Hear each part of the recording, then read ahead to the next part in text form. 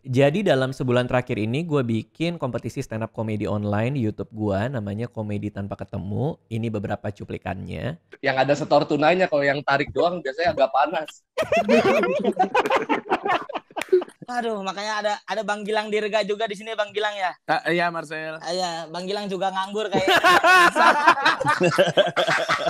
Dan di video kali ini gue mau sharing sedikit proses behind the scene pembuatannya kayak gimana.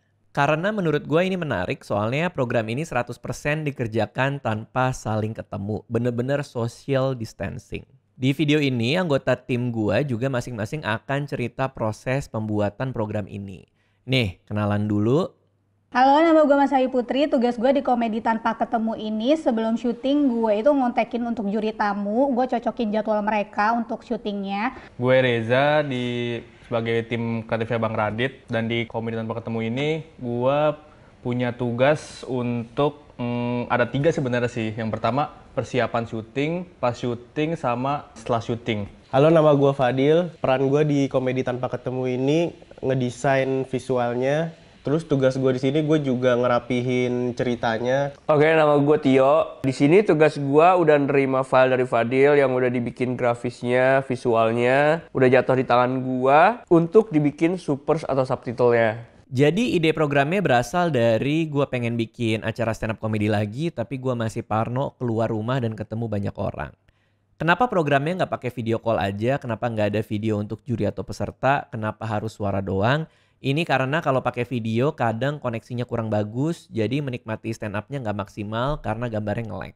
Jadi gue menemukan bahwa yang terbaik memang hanya pakai panggilan suara aja. Program kayak gini sangat bergantung pada pesertanya, jadi gue buat formulir pendaftaran dan ketika yang daftar banyak banget langsung gue tutup. Selain dari formulir, gue juga dapat rekomendasi dari teman-teman komunitas dan di beberapa episode kebelakang juga ada teman-teman stand up comedian profesional yang ikutan. Tugas gue yang pertama itu ngurasi semua submission yang masuk sebelum gue kasih ke Bang Radit untuk di approval. Jadi bentuknya kayak di Google Sheet, udah masuk semua submission, di sini gue ngurasi lagi, gue dengerin. Jadi kan ada beberapa peraturan untuk beat-beatnya tuh, kayak nggak boleh sara, nggak boleh menyinggung suatu golongan tertentu. Nah, jadi gue kurasi apakah ada beberapa beat yang masih menyinggung sara dan lain-lain, itu biasanya gue tandain. Kita lanjut ke tempat kompetisinya diadakan. Kalau di dunia nyata kita ada panggung, tapi kalau virtual gini untuk tempatnya gue pakai Discord. Ini adalah sebuah platform orang berkumpul secara audio. Jadi gue bikin server Komedi Tanpa Ketemu, semua peserta gue taruh di sana. H-1 sebelum produksi dimulai, gue bikin gladi resik dulu. Ini dibuat agar semua urusan teknis itu beres. Karena kan mungkin ada peserta yang belum pernah pakai Discord, kita juga ngecek headset aman atau tidak, koneksi internet bagus atau tidak, dan lain-lain. Ada Reza yang memantau di sana memastikan secara bergiliran bahwa teknisnya itu aman. Jadi proses gladi resik tuh kira-kira kayak begini. Coba Cing Abdel ngomong, Cing Abdel. 1, 2, 3, 4, 5, 6, 7, 8, 9, 10. Masih ada Gema tuh siapa ya? Gue, lo. Gue juga Gema. Lo juga Gema. Ketika hari produksi tiba, kita ngelakuin ini semua secara terpisah. Gue ngerjain di kontrakan dan tim gue di rumah gue yang lagi direnovasi. Yang direnovasikan bagian atasnya aja, jadi mereka aman untuk kerja di ruang kantor. Untuk suaranya, Fadil ngerekam menggunakan Crackbot di Discord agar hasil akhir rekaman suara terpisah ini digunakan agar nanti ketika editing suara bisa secara terpisah diperbaiki kalau mungkin ada yang kurang keras atau lainnya.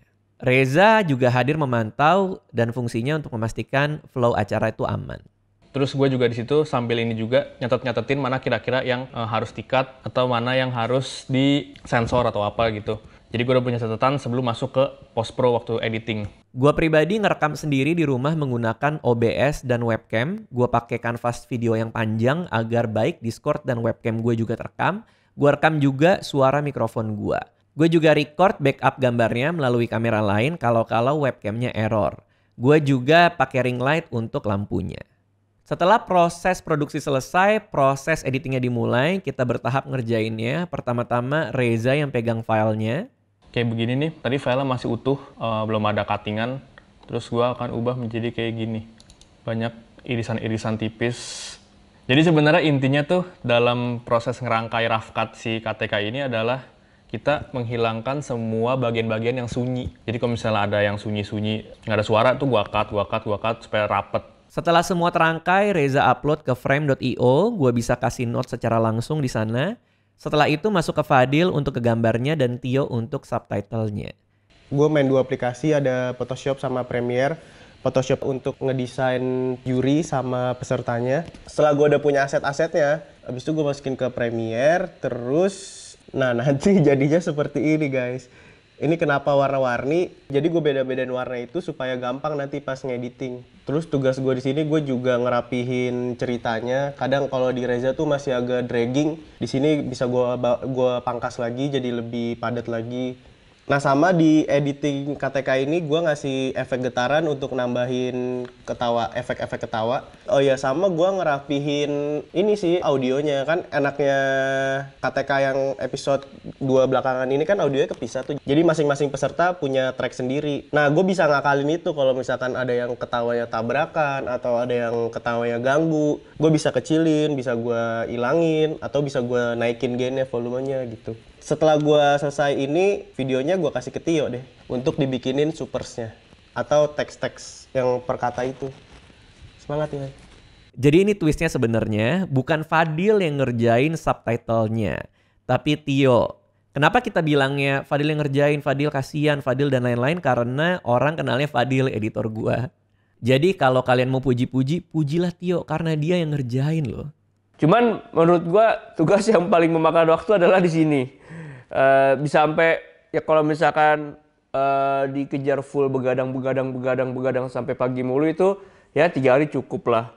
Karena kan tergantung durasi. Kayak kemarin ada yang sampai 23 menit, ada yang 18, tergantung durasi juga. Terus tergantung sama berapa banyak jurinya. Kalau semakin banyak jurinya, otomatis semakin lama juga ngedit ya karena ganti-ganti kan orangnya.